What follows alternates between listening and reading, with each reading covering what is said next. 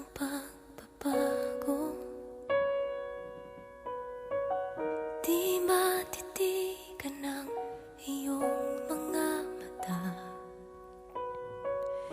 tila di na nananapig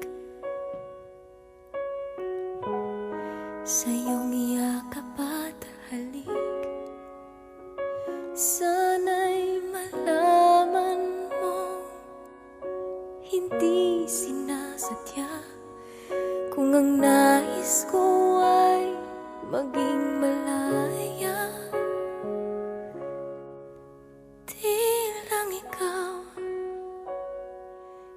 lang ikaw